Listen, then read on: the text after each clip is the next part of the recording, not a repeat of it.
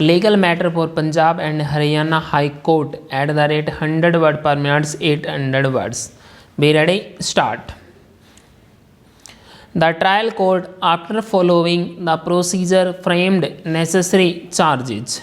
Since the accused pleaded not guilty, the trial court, on considering the evidence of PW1 to PW11 and exercise P1 to P16, exercise D1, acquitted the accused from the charges levelled against him for the offence under section 193 IPC and 420 IPC, but he was convicted for the offence under sections 506 IPC and 506 IPC and sentenced him, he stated above, which was ordered to be run consecutively, against which the accused preferred an appeal in CA number 109 upon 2005 on the file of the Additional District and Sessions Court cum Fast Track Court, which was confirmed that conviction and sentence passed by the trial court, but ordered to run the sentence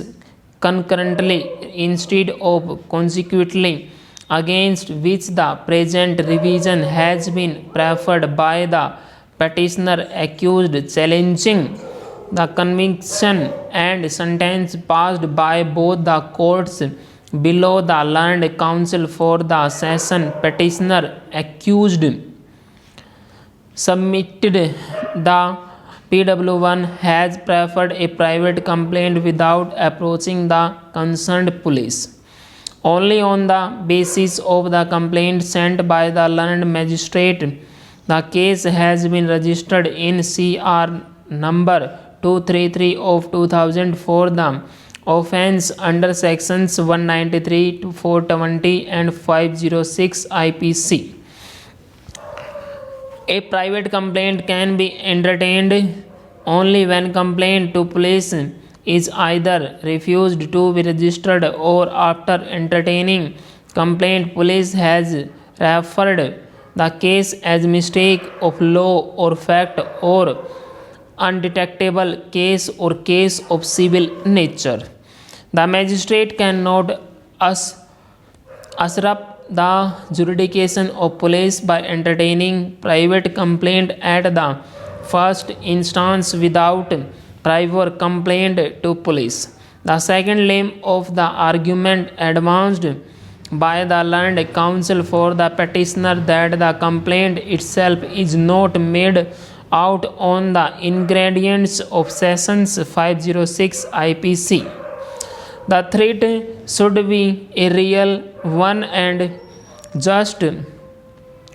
mere word when the person uttering it does exactly mean what he says, and also when the person at whom threat is launched does not feel threatened actually. Empty threats does not prima facie mean that the case under section 506 IPC is made out against the petitioner. To substitute the same relied upon the judgment of this court rendered on 22/8/2008 in CRL OP number 17028 of 2004 between Rajan and State, represented by Inspector of Police, Central Crime Branch, Tripur, and submitted that the offence under section 506 IPC has not been made out. So the conviction and sentence passed by the trial court confirmed by the first appellate court. The appellant has assailed the judgment dated 23/12/2006 and the order on sentence dated 2/1/2007 passed by the learned ASJ in SC number 38/2006, holding him guilty for the offences punishable under sections 498A and 306 IPC, while acquitting him of the offences under sections 302 and 304B read with section 34 IPC. By the impugned order on sentence, the appellant has been sentenced to undergo rigorous imprisonment for a period of 3 years and pay a fine of rupees 5,000 in default on payment of fine, undergo rigorous imprisonment for 6 months for the offence under section 498A IPC, and to undergo rigorous imprisonment for 5 years with a fine of rupees 15,000 in default of CRLA 27/22007, payment of fine, undergo rigorous imprisonment for a period of 9 months for the offence under section 306 IPC. Before proceeding to deal with the arguments advanced by the counsels for the parties, it is necessary to refer to the factual matrix of the present case as culled out from the narrative in the impugned judgment. The deceased Madhubala and the appellant were both divorced and had an arranged marriage on 17/11/1993. The family of the appellant comprised of his mother Srimati Darshana Suri, brother Sri Sumit Suri, and sister-in-law Srimati Aarti Suri. As per the prosecution case, the deceased was found dead at her matrimonial home on 1996, which was within 7 years of her marriage, and her death had taken place under unnatural circumstances. The present case came to be registered on the statement made by Sri Hari Chand Chhabra, father of the deceased, on